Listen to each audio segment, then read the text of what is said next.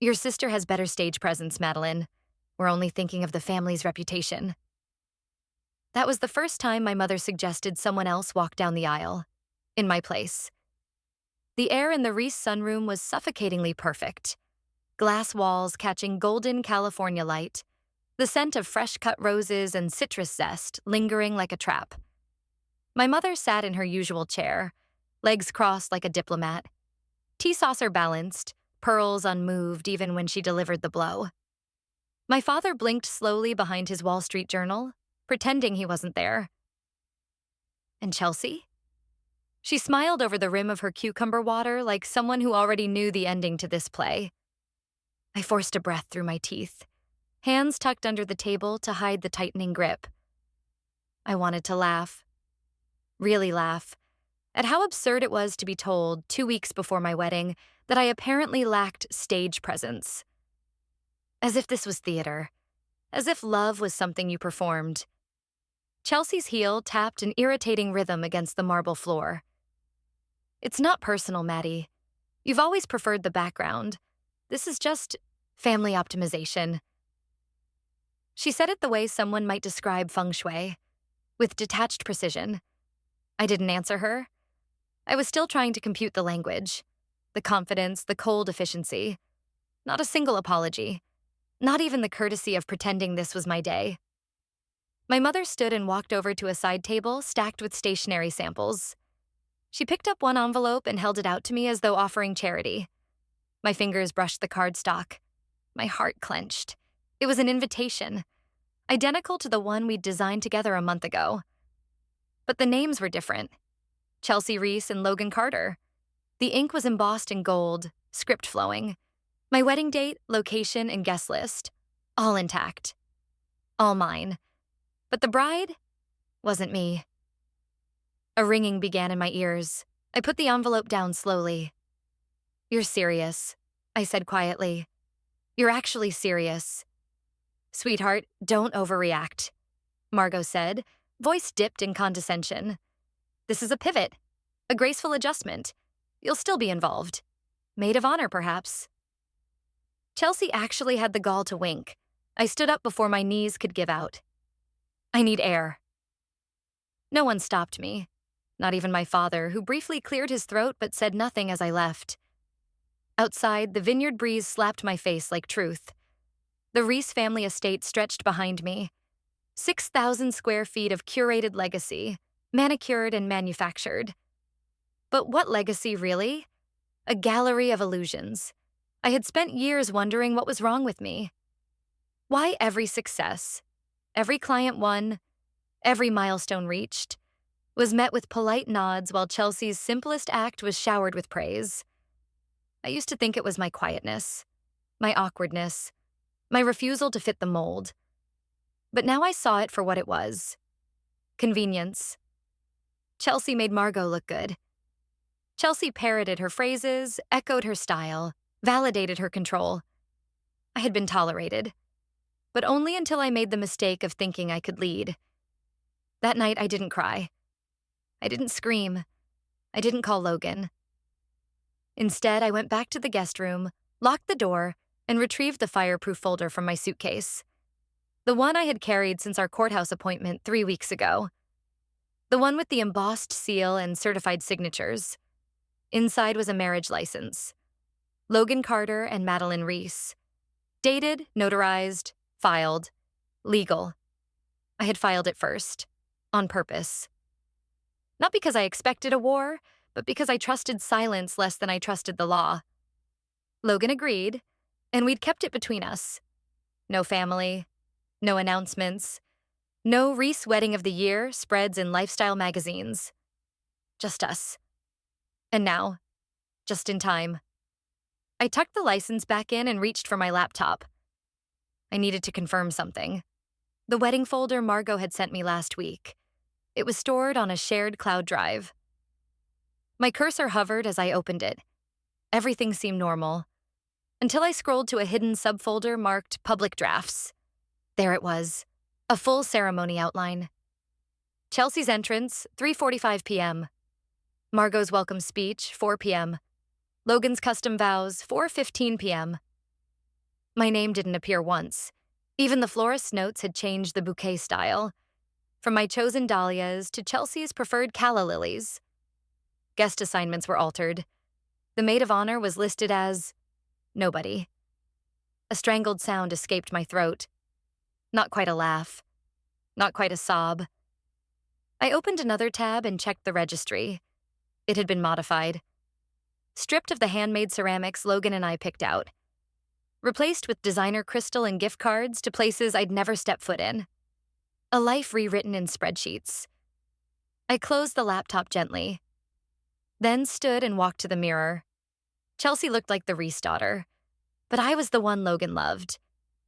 I was the one who built a quiet life with him, without flash, without spectacle. And they were about to find out what happened when you tried to rewrite a story someone else had already signed in ink. I closed the laptop slowly, then opened a locked drawer in my suitcase. Inside is a signed marriage license with Logan's name and mine already on it. "If you let me," Logan says, "the wedding will go the way they want. But it will end the way we need it to."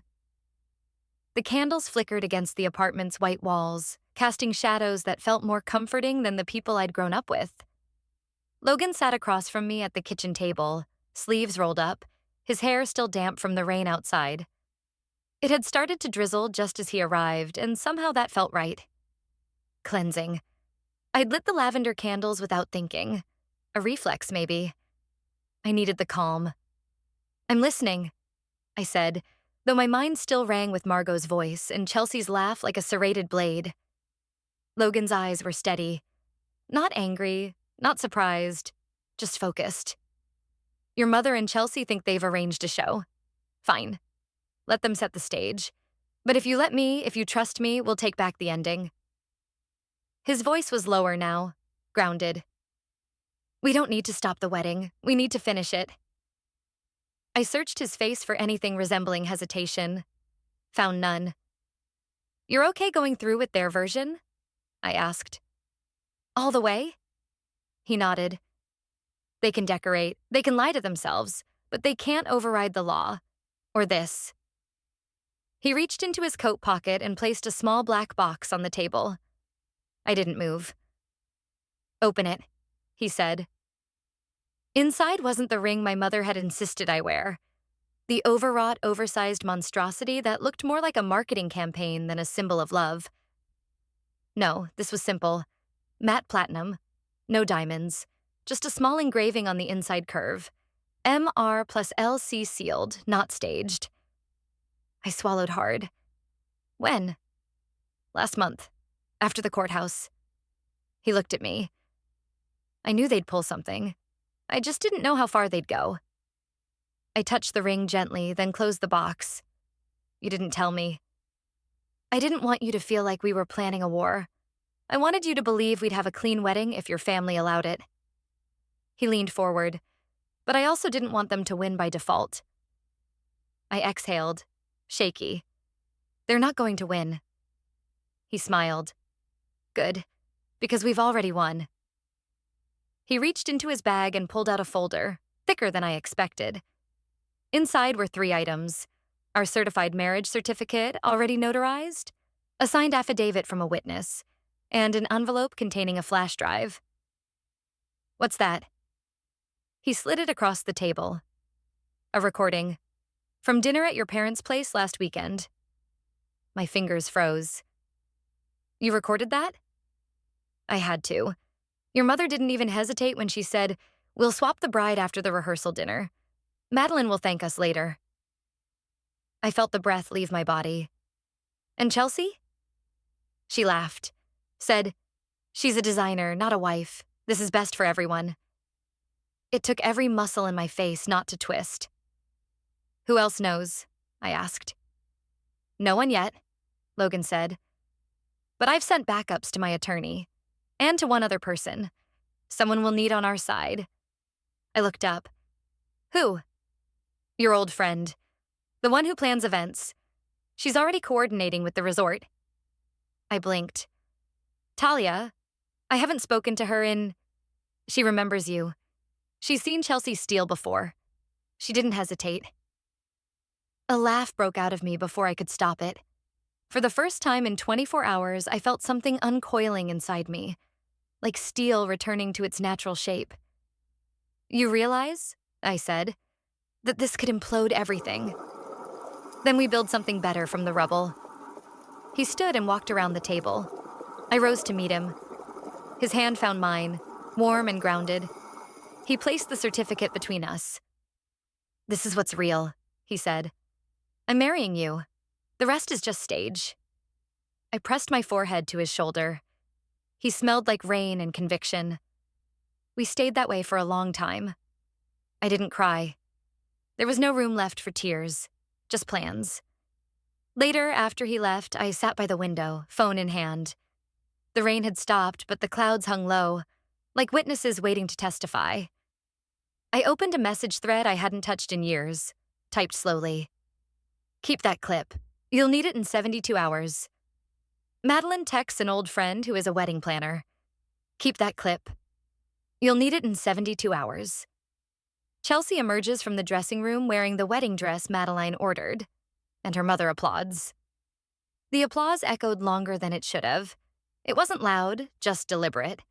Measured claps that punctuated the moment like a director calling "cut" after a perfect take. My mother, Margot Reese, looked up from her seat by the 3-panel mirror with glossy-eyed approval, hands folded in front of her like she was watching the crowning of a pageant queen. "Oh, Chelsea," she breathed. "You are everything." Chelsea turned slightly, letting the silk catch the boutique lights. The fabric flared just right, because I had chosen it that way. That was my design, my silhouette, my embroidery. Every detail down to the seam line had come from a long, slow afternoon with my sketch pad and a cup of mint tea. But now it clung to someone else's body like it had never been mine. "I feel radiant," Chelsea said, spinning once more, eyes flickering toward me like knives behind mascara. I always knew Vera was my brand. The boutique attendant offered a timid smile and reached for a pair of satin heels. She didn't look at me. No one had since Chelsea stepped out in my dress. Even William, our father, buried himself in his phone beside the boutique's coffee station, as if shielding himself with emails could make him less of a coward. Margot stood, adjusting a lock of Chelsea's hair. "The neckline is divine." So regal Chelsea tilted her head. I had them lower it half an inch. Makes it more modern. "Smart," Margot said proudly. I sat still on the tufted cream bench, hands folded in my lap.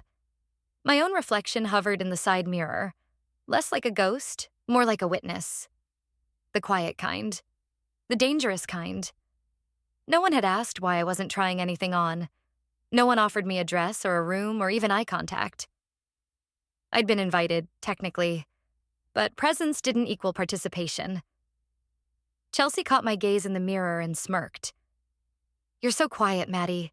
Don't you think it's perfect?" I held her stare. "It's definitely something." Her smile didn't falter. "You know, sometimes it's not the real bride who gets to wear the white dress first." She said it lightly, as if quoting a magazine, as if she wasn't unraveling me on purpose. Margot laughed. "Don't be wicked." "But it's true," Chelsea added, still smiling. "It's all about who can carry the spotlight." I stood up slowly. "I need a glass of water." Margot waved a hand without looking. "Check the hospitality lounge. They have cucumber infusions." I walked to the back, passing racks of veiled gowns, pastel bridesmaid dresses, and silk gloves that no one would wear. I stepped into the dressing area. The walls were padded ivory, and it smelled like steamed fabric and too much perfume. A moment later, Chelsea stepped in behind me. "No need to sulk," she said casually. "This isn't about you." I turned around. "Of course not. It never is." She reached for a lip gloss from her clutch, dabbing it on with theatrical flair. "Getting married is easy," she mused. "Keeping someone? That's the challenge. But you wouldn't know. You have everything. A stable guy, a cozy job, a boring little apartment. You win the domestic prize." I smiled faintly, like the edge of a blade under silk. "Really?" I said. Let's see who has the original copy of last week's family meeting. Her hand froze mid-application. What? I pulled a small USB stick from my purse and held it between two fingers. You remember the conversation? Dining room, Chardonnay, you and Mom going over the transition plan. The part where she said I'd be fine, that I lacked presence. The part where you agreed to wear my life like a tailored coat. Chelsea blinked. You're bluffing. I raised an eyebrow. Am I? We stood there for a long moment, the air turning sharper by the second. Her mouth parted, but no sound came. Let me guess, I added. You thought I'd cry, beg, ruin my makeup. You never expected silence, did you? Or preparation? Chelsea stepped forward. You wouldn't... Not yet, I said calmly. But in 72 hours, you'll see just how quiet I can be, and how loud the truth gets when you amplify it. I turned and left before she could answer. The boutique attendant passed me with a pair of gloves, her eyes darting curiously toward the back room. As I walked through the main hall, I caught my reflection again, this time clearer. I didn't look furious or broken. I looked like someone with options. Behind me, in the full-length mirror framed by roses and chandeliers, Chelsea stood alone, in white. But she looked like a joke. Madeline turns and walks out of the store. In the mirror, Chelsea sees herself wearing a white dress, but she looks like a joke. They thought they were going to humiliate me at the wedding. But I had prepared a rehearsal, where every betrayal was repeated on screen. The lakeside resort glowed gold under the low-hanging evening sun, its wooden decks wrapped in fairy lights and floral garlands, casting delicate shadows over polished cutlery and polished lies. The rehearsal dinner wasn't intimate. Nothing the Reeses did was ever intimate. It was strategic, a PR stunt with catered soufflé. Guests drifted across the lawn with practiced ease. Old colleagues of my father, bored wives from Margot's charity board, even a few local journalists disguised as family friends. I watched them sip champagne like they belonged here, like they were part of something beautiful. Chelsea stood near the head table, laughing with perfect posture. She wore ivory, not white, just enough to feel bridal without being accused of stealing the spotlight. She didn't need to steal it, not when everyone handed it to her on a silver tray. Doesn't she look radiant? Margot whispered to a guest beside her. We couldn't have asked for a better face to represent the Reese name. I stood just out of frame, one foot on the edge of the wooden deck. The planner caught my eye across the buffet. She gave the faintest nod. Logan moved toward me with 2 glasses of sparkling water. His face was composed, his hands steady, but I could feel the tension in his silence. He handed me a glass, brushing his thumb across mine in a silent message. You lead, I follow. Margot tapped her glass with the back of a fork. Before we begin the seating cues, she said, I'd like to say a few words. Of course she would. Weddings, she began, are not just ceremonies, they're symbols. And tonight, as we prepare to join Chelsea and Logan, 2 elegant, composed, media-ready individuals, we honor not only love, but legacy. I heard a chair squeak. Someone coughed. Margot smiled. We are proud that Chelsea is the best representative of the family reputation. Logan gave a dry chuckle. Polite, controlled. His hand tightened on my back. And Logan, Margot continued, is a testament to what partnership should look like. Focused, ambitious, clean. I almost applauded. Chelsea stepped beside her, beaming like a Miss America finalist. Thank you all for coming, she said, raising a glass. I know this came together quickly, but when 2 people are meant to be, it just works. A few people clapped. Someone snapped a photo. I stepped forward then, slowly, heels tapping the deck. If I may, I said, voice calm. I'd like to share something as well. Margot stiffened. William looked like he might finally faint. Oh, Madeline, Chelsea purred. That's sweet. You don't have to... It'll be brief, I said. Just a little tribute. For the happy couple. The planner was already moving. She lowered the lights, connected her tablet to the projector nestled in the gazebo's roof. The screen behind the dessert table flickered to life. A static hum, then clarity. Margot's voice, crisp and rehearsed. She won't see it coming. We'll make Chelsea the bride of record the day after the rehearsal. Madeline's too docile to fight back. Gasps cut through the night air. Chelsea's voice followed, lighter, amused. She's a bland child. Who would want to marry her? Logan deserves someone who can actually hold a room. No one breathed. Someone dropped a fork. Margot again. It's better this way. She'll thank us later. Chelsea. Or she'll move to Vermont with her art projects. Who cares? On screen, a faint laugh, then silence. My voice cut through it. Live this time. I thought about Vermont, I said. But then I remembered I'm already married, and Logan's not the one who was confused. Chelsea lunged forward. Turn it off. This is private. I looked at her, quiet and deliberate. Yes, and my wedding was my private matter until you stole it. Chelsea walks down the aisle in her wedding dress and a proud smile, unaware that witnesses have arrived and that the chair in the middle of the ceremony is not for her. The music was flawless. Violins hummed with soft precision as the crowd rose in unison. White petals floated down from above, caught on the June breeze like scripted blessings. A $1,000 photographer moved quietly between rows, snapping shots of polished guests, glassy smiles, expensive heels sinking slightly into manicured grass. And Chelsea, in a gown she didn't deserve, took her slow, rehearsed steps down the aisle. William walked beside her stiffly, his arm locked in hers, his jaw clenched tighter than I'd ever seen it. But Chelsea didn't notice. She was basking in attention, in applause, in the illusion that she had already won. Her train swept dramatically behind her. Her veil fluttered just enough to look candid. People murmured as she passed. Stunning. Classic. She's glowing. Margot waited near the front, dabbing the corners of her eyes with a monogram tissue.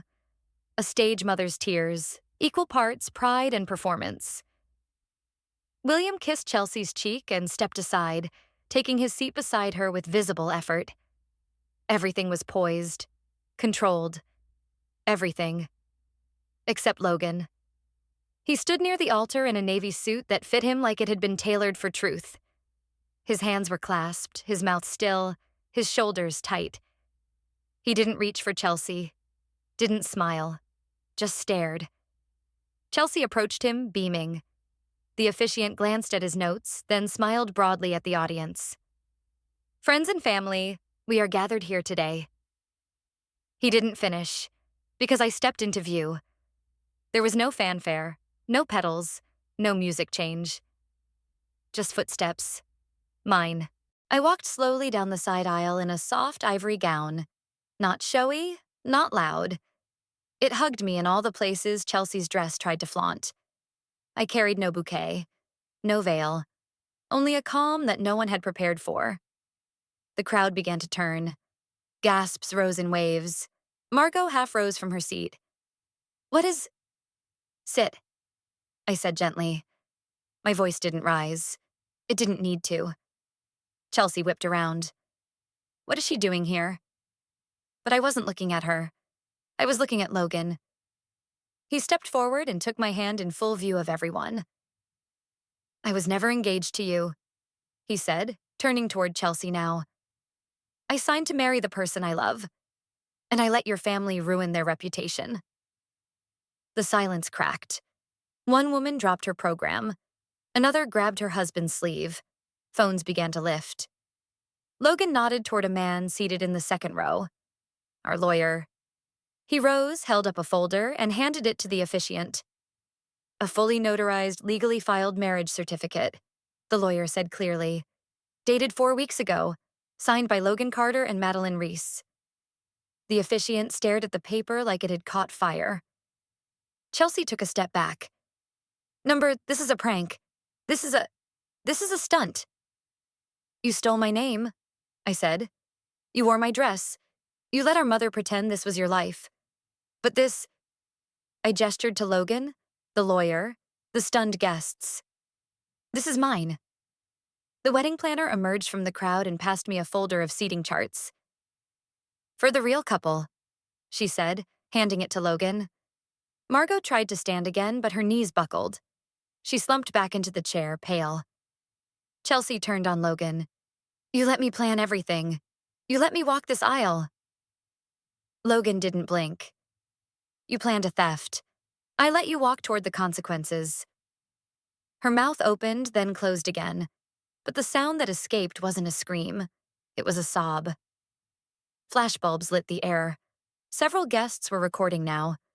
One reporter in the back held up a microphone, whispering into his earpiece. Big family scandal unfolding at the Reese-Carter wedding. Possible fraud. I didn't flinch. Not once. Because this was always the ending. Margot faints. Chelsea cries. The media and guests pull out their phones to film. I didn't take back the wedding. I created a different version where I didn't need anyone's permission to love. The air by the lake was softer than it had been in months. You could feel it in the trees, the way they swayed gently, not to perform, not to be seen, but just to breathe. Logan sat on the porch rail with his legs dangling, a mug of something warm in his hands. I watched him from the open doorway of our little home, the screen door creaking softly behind me as I stepped out. We hadn't spoken about the wedding in days. Not because there was anything left unsaid, but because silence finally meant peace. No staged dinners, no whispers behind floral arrangements, no veiled insults wrapped in tradition. Just him. Just me. The envelope had arrived that morning. Cream-colored, sealed in Margot's signature cursive like it was another invitation to a performance she assumed I'd attend. I hadn't opened it immediately. I'd made banana muffins instead. Logan didn't ask. He just brought in the mail and left it beside my tea like any other letter. Now I sat beside him, the unopened envelope in my hand. Are you going to read it? He asked. I nodded. Only once. He gave a small hum and looked back at the lake. He didn't press. That's why I married him. I peeled open the seal carefully, like it mattered. The paper inside was stiff, expensive, and hollow. I recognized the tone before I read the first line. Madeline, I hope by now you understand that we acted in the best interest of the family. Image is fragile. Timing was complex. Chelsea was simply more aligned with what the public expected. I never intended to hurt you. You were always the quiet one, the reliable one. I assumed you would adjust. I stopped reading. It wasn't an apology. It wasn't even regret. It was an explanation, written for herself. I handed the letter to Logan. He didn't read it, just folded it neatly and dropped it in the fire pit beside us. I smiled faintly. That works too. Inside, the kettle began to whistle. I got up to fetch it just as the front door opened and a breeze carried in the scent of wild sage and early rain. Talia walked in, holding a bundle of white flowers. She'd stopped by once a week since the wedding. Never for gossip, just for company. Those are for your windows, she said, placing the bundle on the table. Honor lilies, old French name. Used to mean clarity. I looked at her. Fitting. She grinned. The clip passed 12 million views last night. My sister saw it on a gossip reel in Sydney. I laughed. It's a weird thing to go viral for. Not weird, she said. It's rare. Quiet justice always surprises people. We didn't talk about Chelsea's PR firm dropping her, or the board that asked Margot to step down from the charity foundation, or the fundraiser guests who canceled their monthly donations when the clip of her voice played over Ave Maria. None of that mattered anymore. I didn't win by watching them lose. I won by stepping out of the role they wrote for me. Later that evening, Logan and I sat by the fire pit. I pulled a thick cream envelope from my sweater pocket, one of the extra invitations Margot had printed before they changed the bride's name. The one that read, Chelsea Reese and Logan Carter. I held it over the flame, watching the edges curl in orange, black, and silence. The ink bubbled, Cracked, vanished. Smoke drifted toward the lake. I didn't cry. I just smiled. The same way you smile when you finally finish a book you never wanted to be in. Logan reached for my hand. I took his, then placed my other palm gently on my stomach. I didn't have to say it. He knew, but I did say one thing. If it was a girl, I would name her Honor.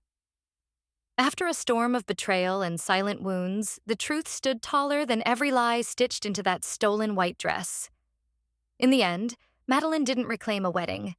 She dismantled a charade and chose herself on her own terms. Justice, even when whispered, can silence the loudest pretenders. Like a curtain slowly falling on a rigged stage, every scheme collapsed beneath the weight of one woman's quiet defiance. Some battles are won not with noise, but with clarity. And sometimes, real victory is simply walking away. Free, unshaken, and never again unseen.